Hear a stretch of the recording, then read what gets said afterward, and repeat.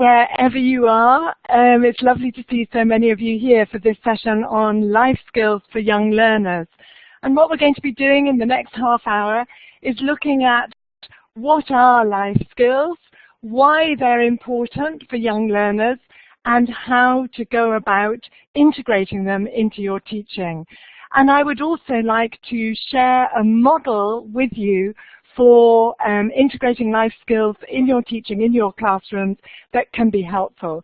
And my focus is on young learners, principally the primary age range, so anyone from about 3 to pre-adolescence, although of course a lot of what I'm going to be saying applies to everyone. So what are life skills? If you could please, in the chat box, put life skills or words that come to mind when you think of life skills. If you could experience, teamwork, socialization, lovely, okay, fantastic, wonderful, communication, effectively learning how to learn knowledge, wonderful, okay. And I would like just to share with you this quotation, which I think sums up life skills very well. And this is a quotation from the World Health Organization in 1997. And I think I'll just read that out to you now, stressing what I think are the really important things. So life skills are psychosocial abilities for adaptive and positive behavior that enable individuals to deal effectively with the demands and challenges of everyday life and facilitate their physical, mental, and emotional well-being. So I think that we can see from a quotation like that that it's something that we as teachers and educators are very much doing anyway. If you like, it's an umbrella term, and it's an umbrella term that covers 3 main areas, and those are thinking skills, social skills, and personal skills.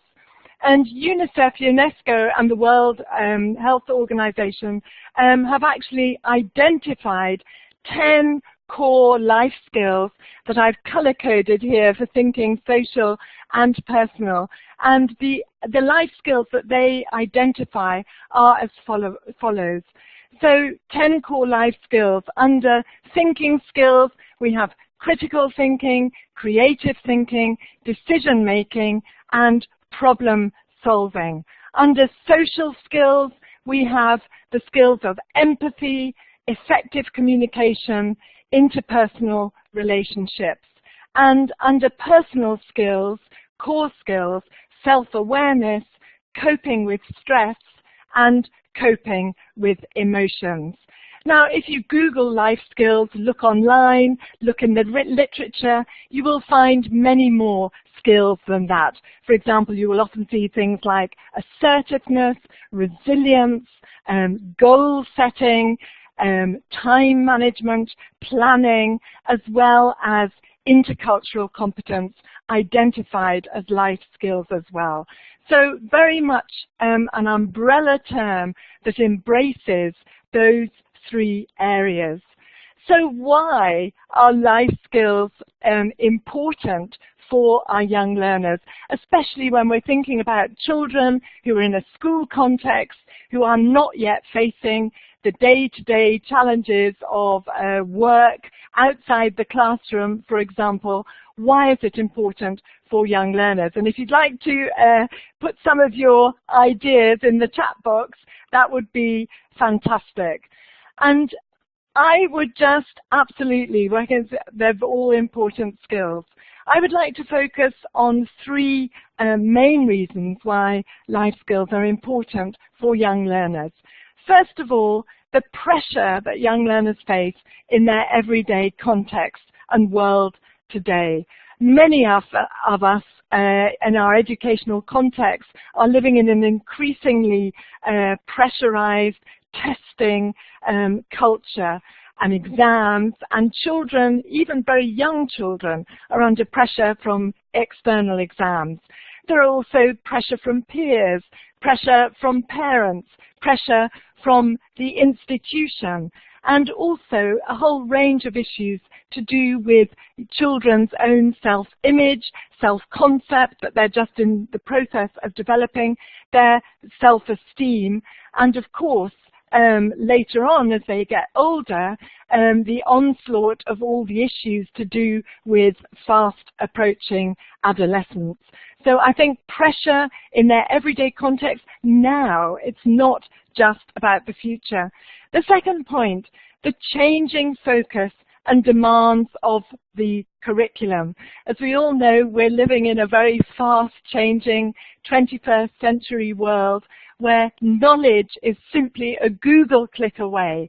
And therefore, increasingly, we're seeing in education system curriculums a focus on the kind of adaptive, soft skills that are going to enable our children to succeed in a fast-changing environment in the future.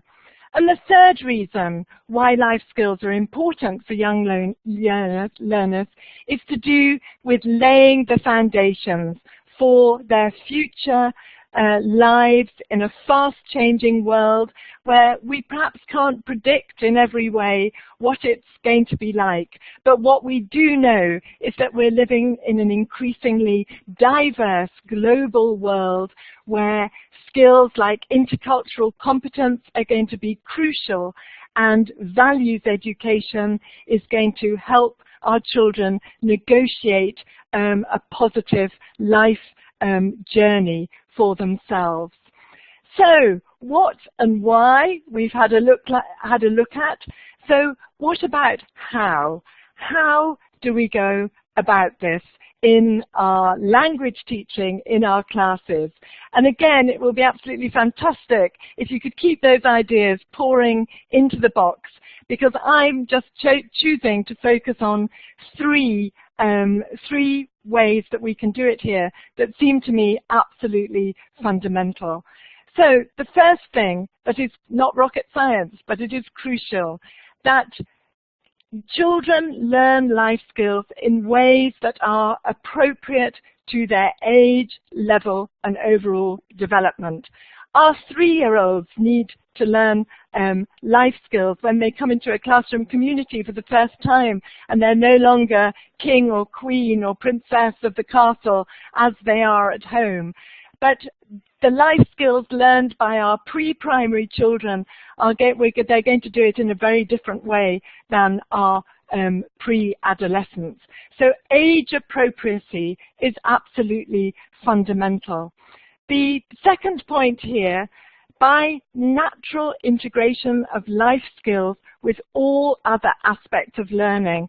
And I think this is really important for us to take on board, that life skills is not something extra that we add on to the curriculum. It is something that is integrated with everything that we do in our classrooms, and in some sense we can't help teaching life skills just by everything we do in the classroom. But it's not a plus and add-on, it's something that is woven into the very fabric of what we do in the classroom. And the third point here, through active, experiential, hands-on learning. There's no point just telling children about the life skills they need. The only way that we will enable deep learning to take place is through active, experiential, and hands-on learning, and through integration. And this is what I would like us to look at, first of all, in this webinar, that we provide the kind of integration of developing life skills through the kind of activities that we do in our classrooms, for example, through stories, through topic or content-based learning, through role play, through games, through problem-solving activities, and through collaborative learning activities. And I would like us to look in depth, if you like, at an example of one of these activity types to show how we can use that to really unpack and integrate into our teaching a range of important life skills. And I've chosen to focus on a story to do this. And this is going to be a story, a traditional Indian story, a story about how the tigers got their stripes. And I would like to set you a little task before we look at the story, before we read the story. And your task is, what life skills do you think we can develop through the story?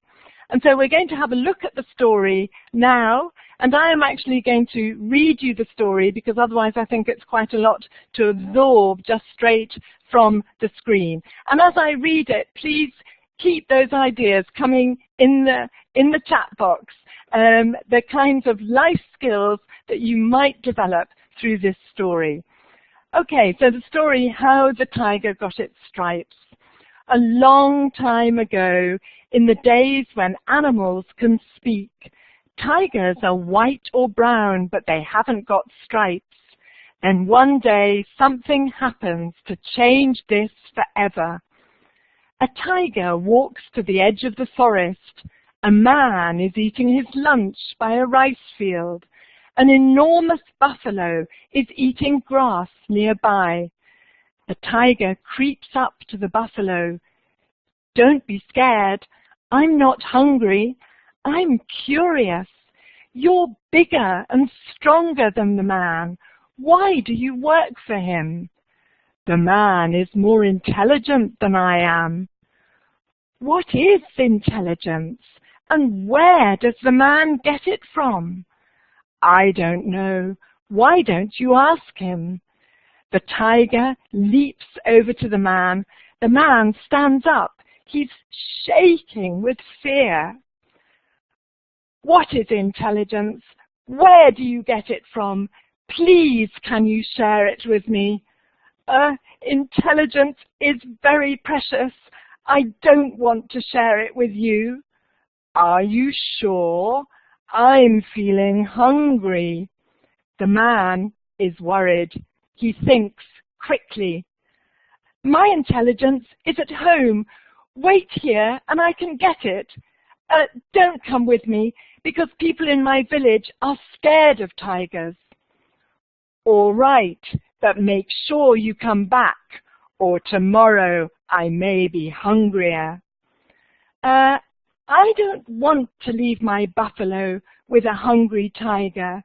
Please, can I tie you to this banana tree? The tiger wants the man's intelligence so much that he agrees. The man ties the tiger to the banana tree with thick rope. Ha ha, I'm safe now. Ha ha, with the man's intelligence, I can rule the jungle. Later, the man returns with his son and lots of dry straw. Look, I keep my promises. Here is my intelligence. Really? Is this intelligence? Yes, of course it is. The man and his son lay the straw around the tiger and set it on fire. The tiger breaks the rope and leaps away. Roar! This is cruelty, not intelligence. The tiger races to the river. He swims in the water and cools his fur. Ah, that's better. But look at my fur. I've got orange stripes from the fire and black stripes from the rope.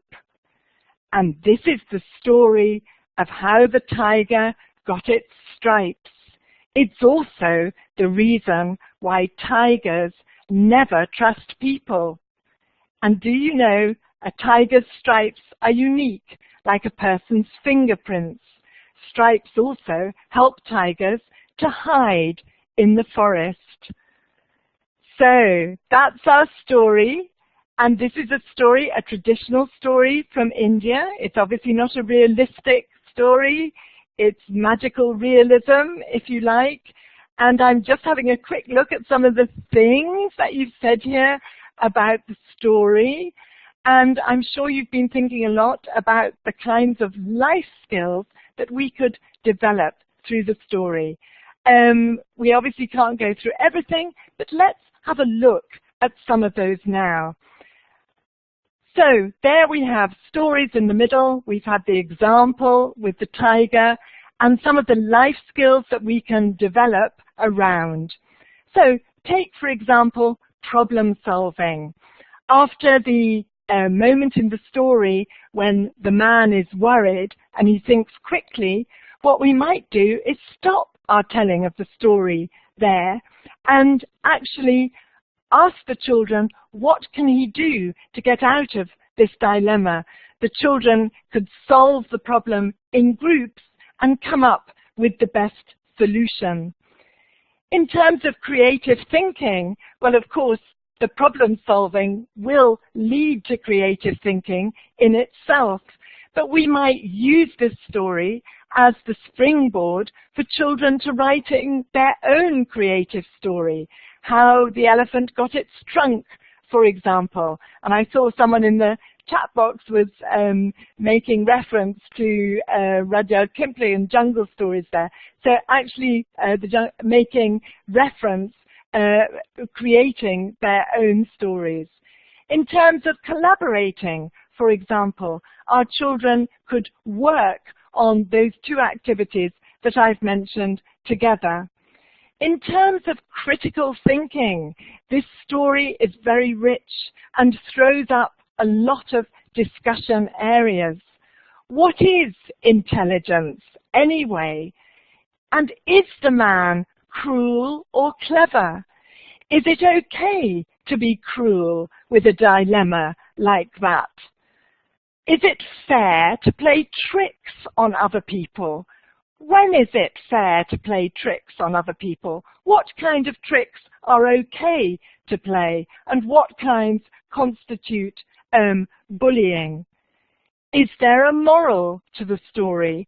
What would the moral be?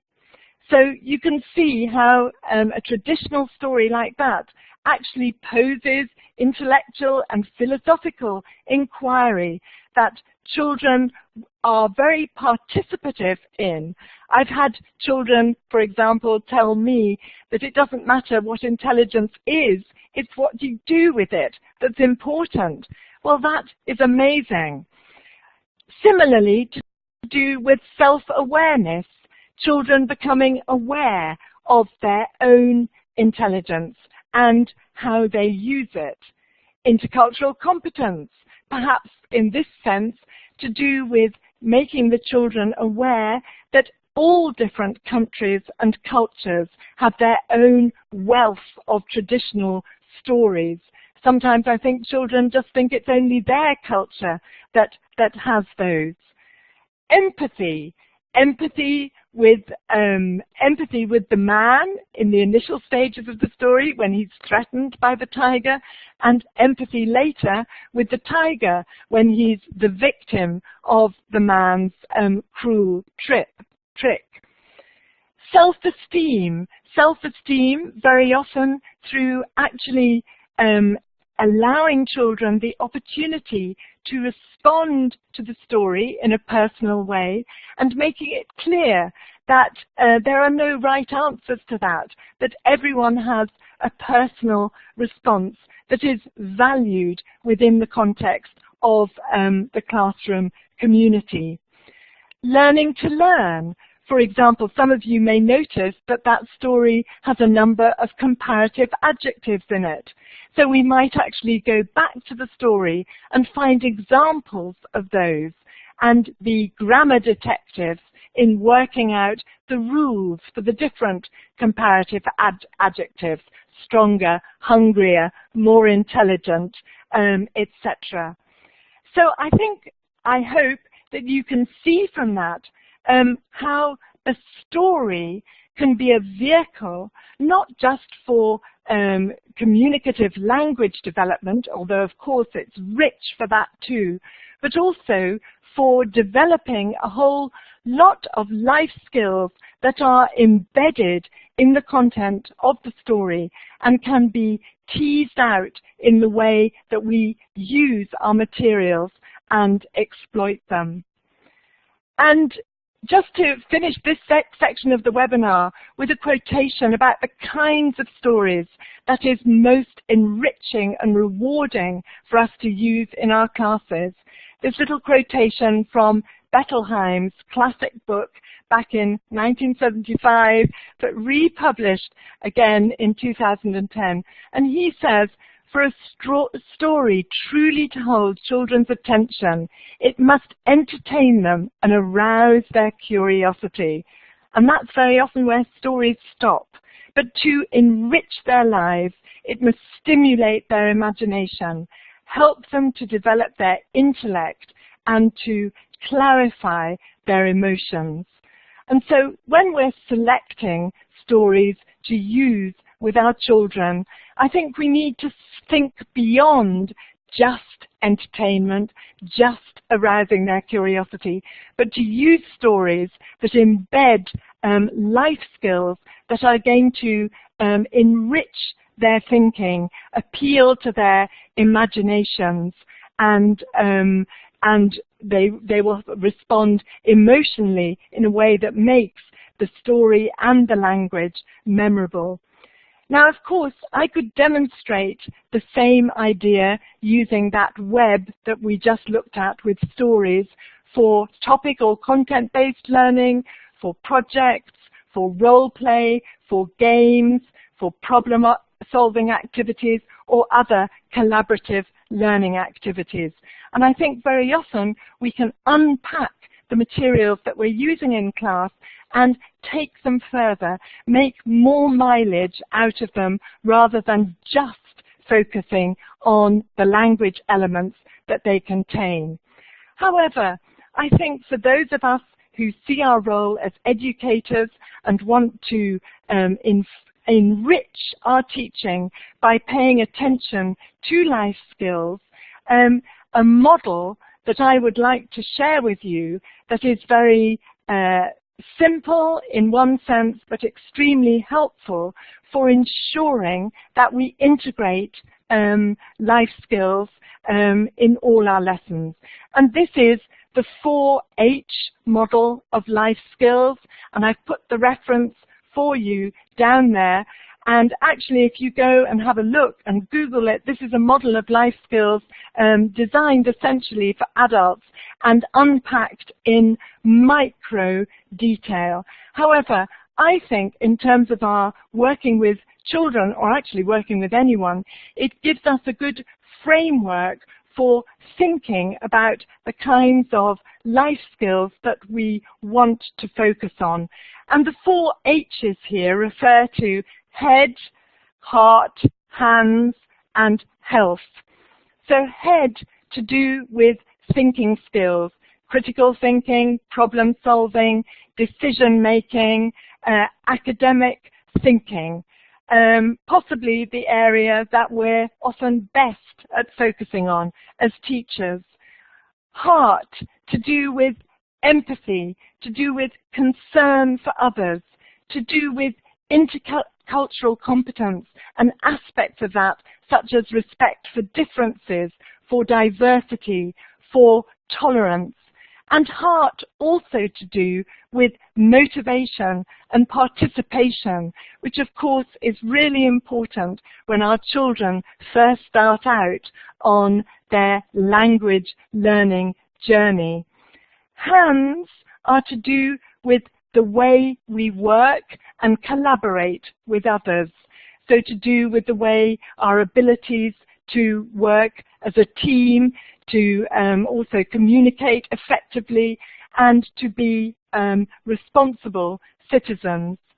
And health, of course, perhaps not in a literal sense, although in some contexts of life skills it would be, and very much in a literal sense, but certainly to do with, in our context, very often to do with children's developing self-concept, their sense of self-esteem, their sense of competence, and also very often to do with lifestyle choices and issues to do with It might be healthy food, personal hygiene, that kind of thing.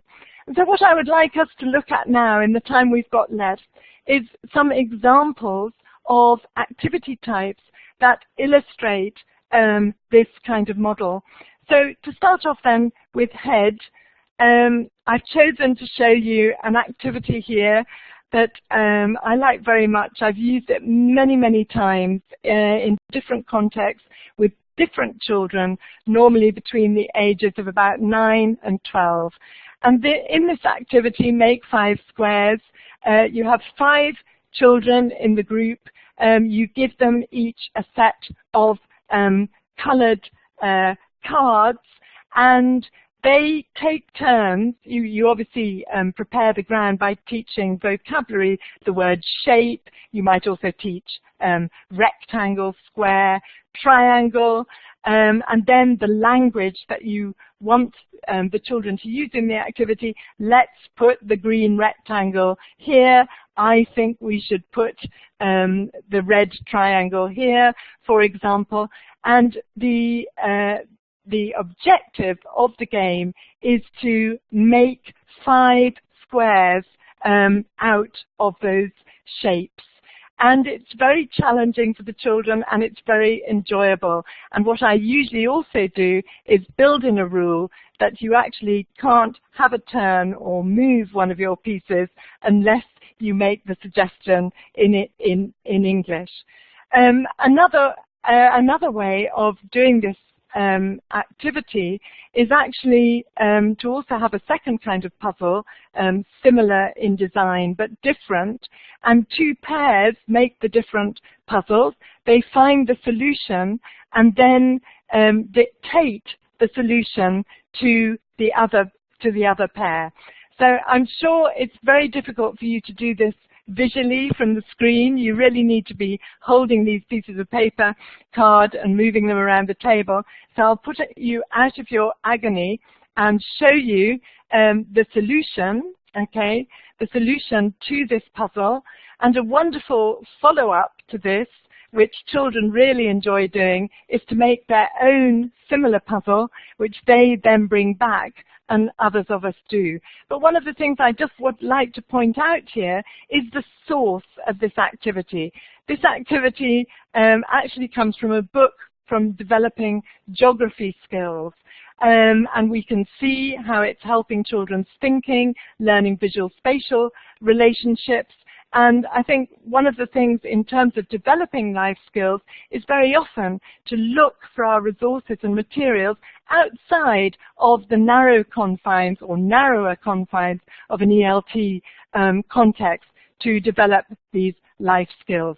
The other area I wanted to mention in terms, I can see that time is going very, very quickly here, in terms of the head part of the model is to do with learning to learn and study skills. Now these are just a couple of examples here, so they really are just meant to be examples. But the key thing here is to build in from a very early age developing children's metacognitive skills, their ability to reflect on their own learning. So to actually think about their learning, what they've done and how it helped them to learn and why. And here at the bottom under number 9 you have a little example of study skills. This particular one is about vocabulary, but it might be about learning grammar, about reading, about listening, about speaking. And what we're actually doing there is encouraging the children to think about their learning and to develop strategies that learn to them. Similarly, here we have can-do statements, self-assessment, that you're very familiar with that, I'm sure. But the importance of this regular review and thinking about their progress, and not just thinking backwards, but thinking forwards, making a learning plan.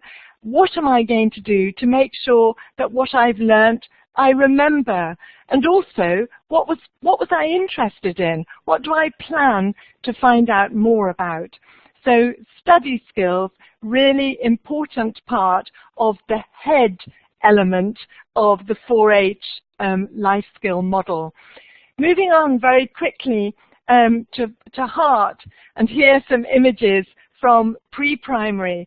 But I think this is a crucial life skill at the start of children's learning journey, that they feel motivated, competent and confident in participating, and that there is a link between what they do at school and what they do at home. So, for example, that they learn that the kind of nursery rhymes that I'm sure you all recognize, Humpty Dumpty and Hickory Dickory Dock, they are familiar with things like that in their own language and can enjoy and participate in them in English as well.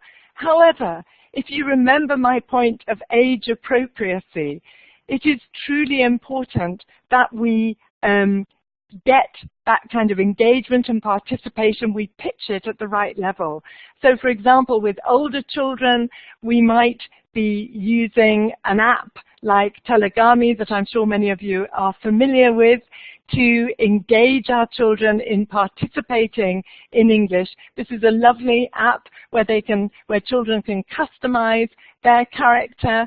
And for many children getting a bit older, they feel much more comfortable and confident recording, for example, a description of their town or their daily routine or anything you like, but through their avatar rather than through themselves. Of course, also, we have values education, attitudes and values education, which is part of the heart bit of the 4-H life skill model. We use songs a lot in our young learner classrooms, and of course there's many reasons for using songs to do with language learning, but songs can also very often be a wonderful vehicle for values education.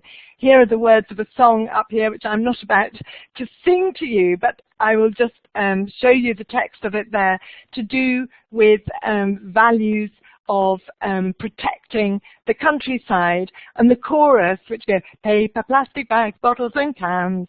And what we do is get our children to use recycled yogurt pots and beans, etc., to make shakers to go with the song.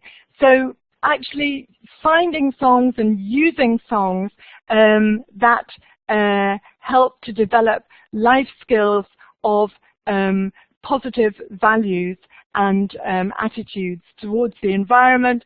But of course there are many, many other areas that we want to develop as well, such as anti-bullying, inclusion, children not being left out, racial tolerance. And this particular song, we could also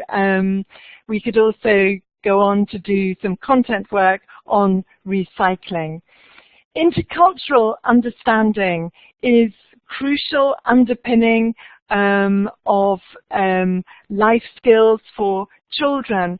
And when children reach the kind of age where they have the cognitive skills necessary to be able to compare and contrast, something that's really valuable to do is to get the children in areas. This, for example, is just an image of where children are comparing, where children are finding out about kind of canteen lunch that children have in a British school context, and using a kind of a quite simple before, during and after methodology, the children look at what happens in the UK and compare it with what they do. And of course, as well as opening children's minds to the fact that other children in other contexts and cultures do things differently, it also plays a very important role of reinforcing their own sense of identity. Okay, moving on very rapidly now to hands. The thing that I really wanted to stress here is the importance of building up the skills that children have for effective communication in English in the classroom. That this is a kind of real here and now life skills that our children learning a foreign language need. And you know, so often what happens, people say, oh, children must speak English in class, but actually do not give them the skills training and tools that they need to be able to do that effectively. And so in terms of working together and encouraging collaboration, and also encouraging listening to each other as well. So focusing on skills of working together is hugely important. Moving on now to health, to the last category in the model, and this area here of developing a fixed mindset versus a growth mindset really overlaps with hands and also heart. And this is based on the work of Carol Dweck. The reference is at the bottom of the slide there. And developing a growth mindset is vital for children in terms of a life skill.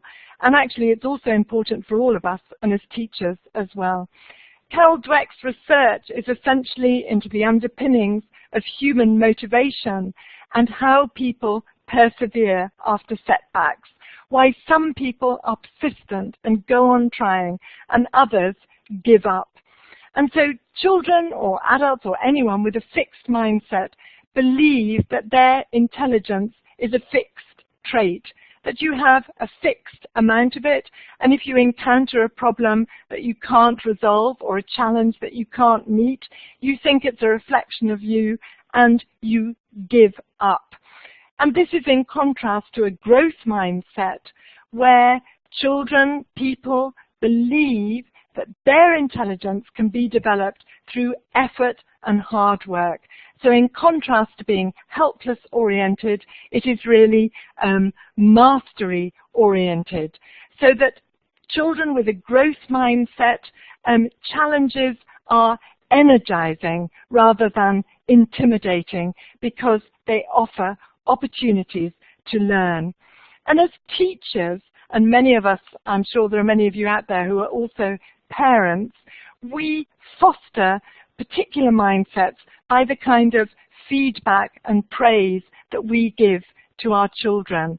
And although there's not time to go into this in a lot of detail now, the important thing to bear in mind is to focus when you're giving praise, not just on, you know, what a wonderful bit of work this is, but the effort and the persistence that has gone into doing it, and to show that you value the effort that children make. In terms of health, of course, and I mentioned this earlier, you know, health might be focusing more directly on health issues and lifestyle choices. And so here is just a little example of that, a rainbow. I think it's rather, I always think of it as quite a fun way of thinking about getting the kind of nutrients you need from food, and can lead to quite a fun chain game, a rainbow chain game where you name fruit and vegetables of different colors. So that also extends to other areas such as getting enough sleep, drinking enough water, personal hygiene, all those kinds of areas that are very often touched upon in materials that we use, and can help to reinforce not just language learning, but important life skills. Okay, so just to recap then on what we've looked at in this seminar, in this webinar, we've looked at a way of integrating the development of life skills through activity types that we are using in our lessons. And we had a look at the example of the story. And we've also had a look very briefly, albeit very briefly, but at the 4H model of life skills, which I think gives us a framework for categorizing and situating the kinds of skills that we want to integrate into our language teaching and for our children to develop. So my final message in this webinar is this: integrate life skills into your classroom and make a real difference to the lives and learning of children you teach. I think through taking a holistic view of teaching and learning and recognizing that you are an educator and not just a language teacher, if you like, you will not only deepen and enrich children's language learning, but also help to equip them with the skills they need to adapt flexibly to fast-changing circumstances and lead their lives in a positive and fulfilled way. So that really brings me to the end of the webinar, but I'll be delighted to answer any questions. Thank you all very much.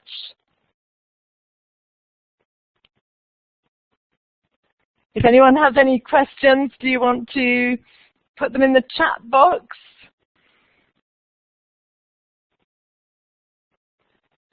I see lots of questions about certificates here. I think Henry will deal with that.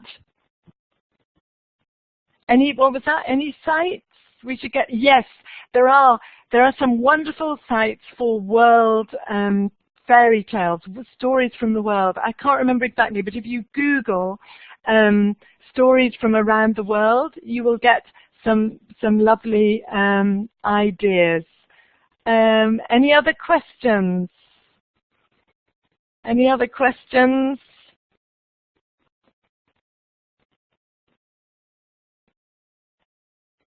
What was this? Tips? My teaching for children aged 3 or 4 years old. Well, I think it's interesting, isn't it? Because life skills for children of 3 or 4 years old are actually crucially important. And I think we are going to embed them in everything that we do in our teaching. For example, just a very little example, when you're sitting in a circle with pre-primary children and basically all of them want to come and sit on your lap, but it's not possible for that to happen, so you want them to stay back. Rather than saying, stay back, give a reason. Stay back, Daniel. Jenny can't see. So that you're constantly kind of making that link between what a very egocentric 3-year-old wants with actually beginning to have an awareness of others around them that they need to learn to respect too. Is it possible to work with these tips with adults? Well, actually, I mean, in many ways, I think that a lot of what I said this afternoon applies at any age group. I mean, I can think, for example, of taking a story, maybe a story with a metaphor for adults, for business students, and actually looking at the kind of critical thinking and creative thinking skills that would come out of it in exactly the same way. One of the keys here is age appropriacy and making sure that what you are challenging children to do is appropriate for their age. And one of the things that I've learned over many years, more years than I care to admit to these days, is that children are so often capable of more than we give them credit for.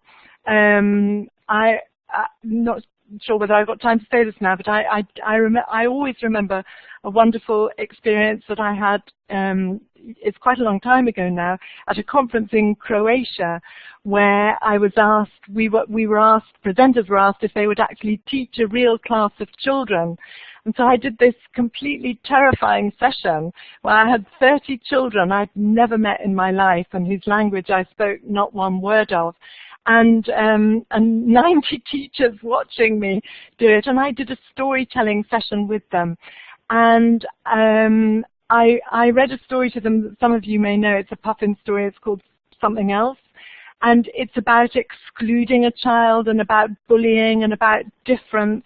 And these children had just come through the Balkans war, And some of the things that they came up with to do with how humans treat each other and behave towards each other was astounding. And during the lesson, I forgot about the other teachers there. I was just listening to the children. And from that time, I've learned that we don't have to hold back from asking children difficult questions like, what is intelligence? Because they are very thoughtful, and they usually surprise us with their maturity. What else?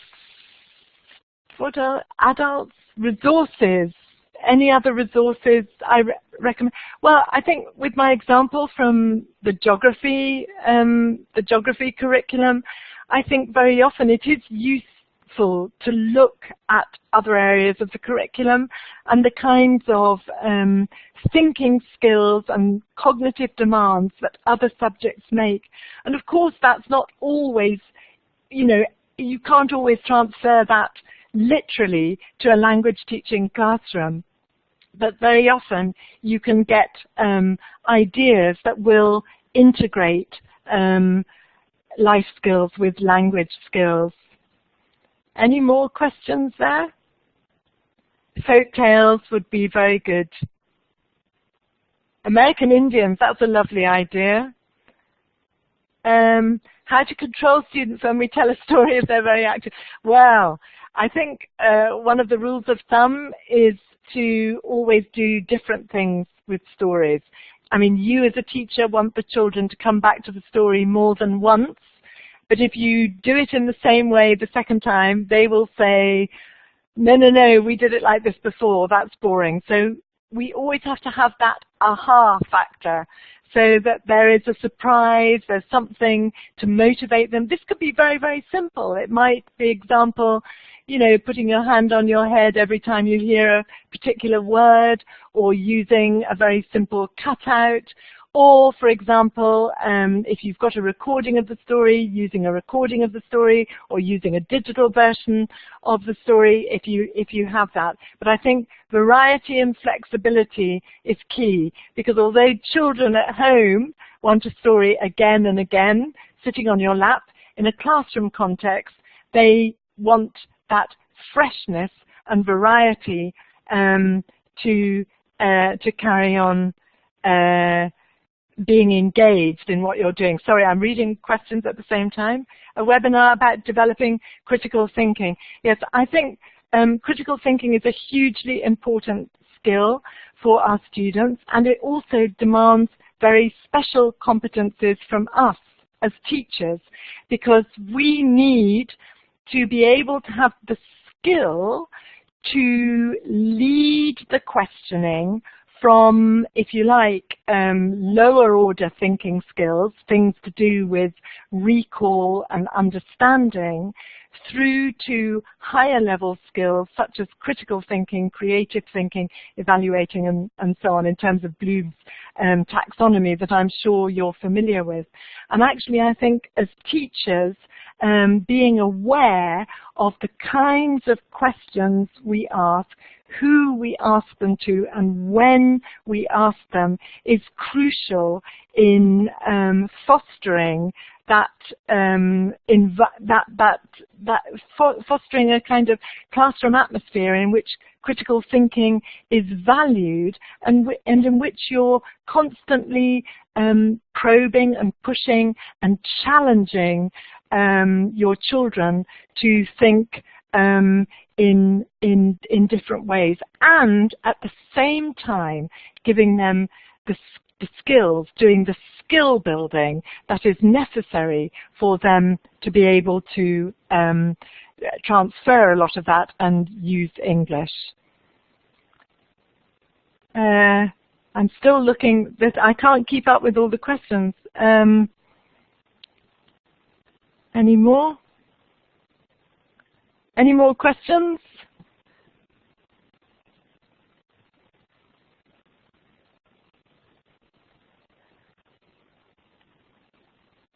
The level of English with children. The level it's hugely important. And a big advantage here is those of you, and there are probably many of you here there who do actually understand the first language of your children. Because when you do that, you have another resource which is available for you. And I'm not suggesting here that all your discussion and so on takes place in the children's first language, but you can use techniques like recasting and recapping and possibly, you know, translation of a particular word if it's going to take you, you know, 5 minutes to explain it through mime. You do have that kind of added advantage. And yet in the other way, it is also advantage when you don't speak the children's language. The children I was talking to you about in Croatia, I genuinely spoke not a word of their language. So they used every ounce of resource that they had available to get their meaning across to me about how strongly they felt about how idiotic humankind is to do things like have wars. And that was fantastic. Okay, yes, Oxfam and Christian Aid have excellent resources, that's true. Great, okay, Henry. Thank you, Carol. Sorry, we'll probably have to end it there because there's so many questions. I think we could carry on all day, but I can't actually capture all the questions, but if there's any particular one you want me to answer, just let me know. To tell you the truth, let's see if there's any more in. I think it's all just nice positive messages coming in now for you, Carol. That's lovely. Feedback. So that's lovely. Like that talk's gone down very well. I'll stop the recording and then we can say goodbye.